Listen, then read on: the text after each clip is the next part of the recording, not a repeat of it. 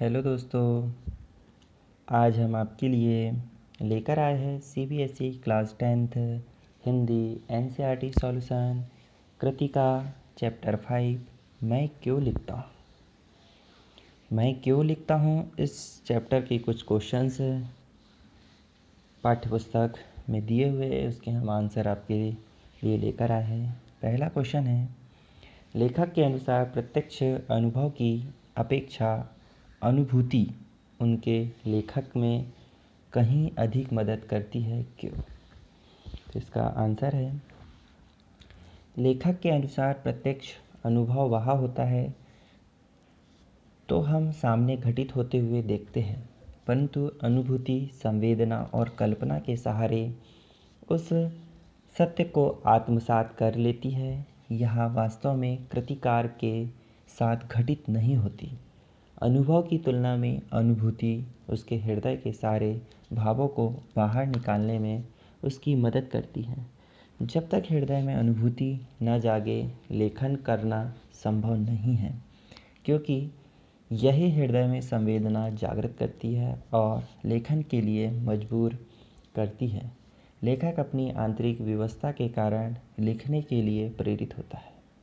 उसकी अनुभूति उसे लिखने के लिए प्रेरित करती है।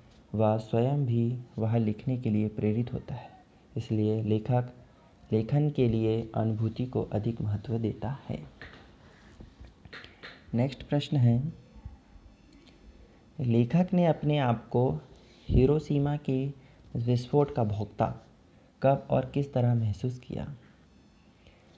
तो इसका सही आंसर है, लेखक हिरोशिमा के बम विस्फोट के परिणामों को अखबार में पढ़ चुका था। लेखक ने अपनी जापान यात्रा के दौरान हिरोशिमा का दौरा किया था। वह उस अस्पताल में भी गया जहां आज भी उस भयानक विस्फोट से पीड़ित लोगों का इलाज हो रहा था। इस अनुभव द्वारा लेखक को उसका भोक्ता बनना स्वीकार नहीं था। कुछ दिन पश्चात जब उसने किसी स्थान पर एक बड़े से पत्थर पर एक व्यक्ति की उजली छाया देखी, संभवतः विस्फोट के समय कोई व्यक्ति उस स्थान पर खड़ा रहा होगा।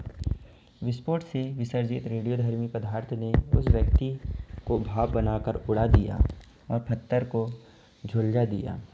इस प्रकार जैसे समूची घटना उस पत्थर पर लिखी गई हो।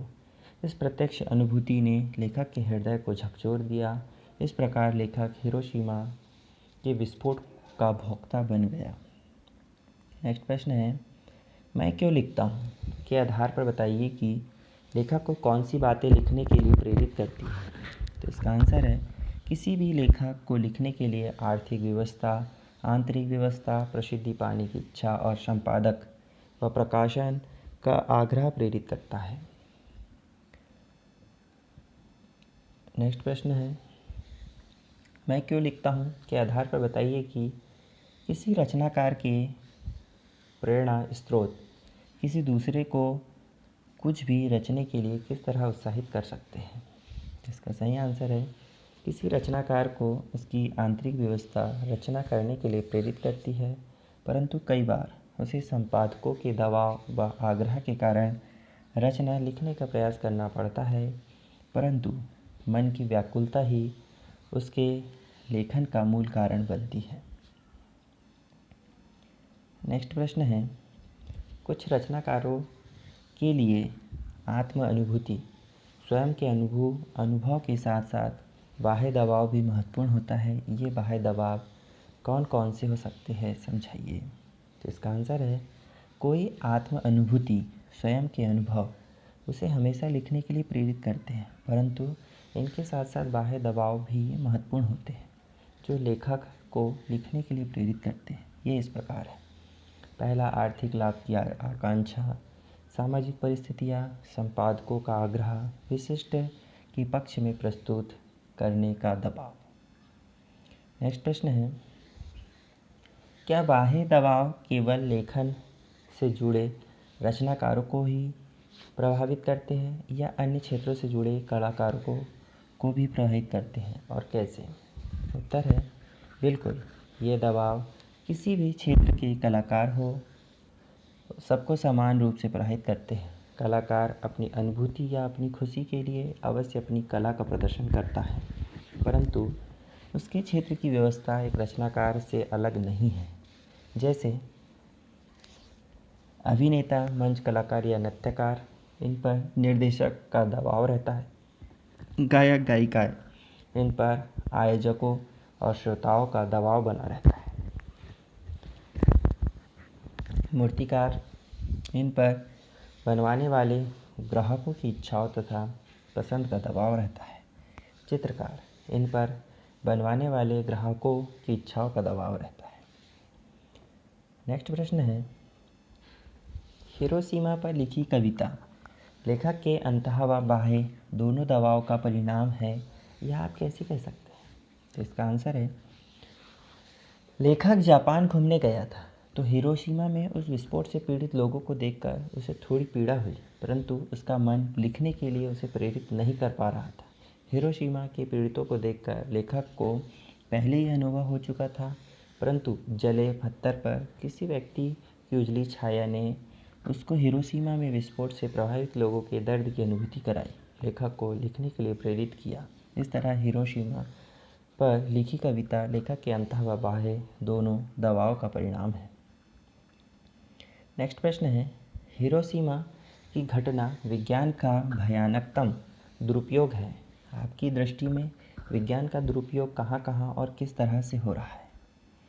इसका आंसर है, हिरोशिमा तो विज्ञान के दुरुपयोग का ज्वलंत उदाहरण है, पर हम मनुष्यों द्वारा विज्ञान का और भी दुरुपयोग किया जा रहा है। जैसे विज्ञान ने यात्रा को सुगम बनाने के लिए हवाई जहाज, गाड़ियों आदि का निर्माण किया, परंतु हमने इनके अपने ही वातावरण को प्रदूषित कर दिया है।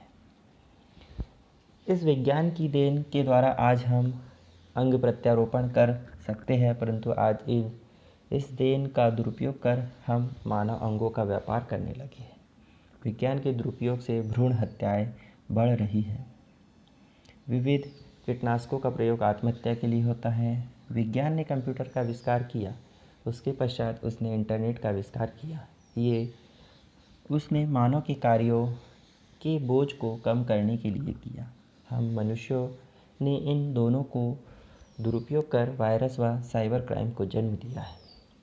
आज हर देश परमाणु अस्त्रों को बनाने में लगा हुआ है, जो आने वाले भविष्य के लिए सबसे बड़ा खतरा है। नेक्स्ट प्रश्न है, एक संवेदनशील युवा नागरिक की हैसियत से विज्ञान का दुरुपयोग रोकने में आपकी क्या भूमिका है? तो इसका आंसर है, निम्नलिखित कार्य किए जाते हैं। हमारी भूमिका बहुत ही महत्वपूर्ण है। ये कहना कि विज्ञान का दुरुपयोग हो रहा है सही है, परंतु हर व्यक्ति इसका दुरुपयोग कर रहा है, यह कहना सर्वथा गलत है, क्योंकि कुछ लोग इसके दुरुपयोग को रोकने के लिए कार्य करते रहते हैं। विज्ञान के बनाए हथियारों का यथासंभव उपयोग मानवता की भलाई के लिए ही करें, मनुष्य के विनाश के लिए नहीं। प्रदूषण के प्रति जनता में जागरूकता लाने के लिए अनेक कार्यक्रमों व सभाओं का आयोजन किया जा रहा है, जिससे प्रदूषण के प्रति रोकथाम की जा सके। इन समारोह में जाकर व लोगों को बताकर हम अपनी भूमिका अदा कर सकते हैं। टीवी पर प्रसारित अश्लील कार्यक्रमों को खुलकर विरोध करूंगा और समाज उपयोगी कार्यक्रम के प्रसारण का अनुरोध करूंगा।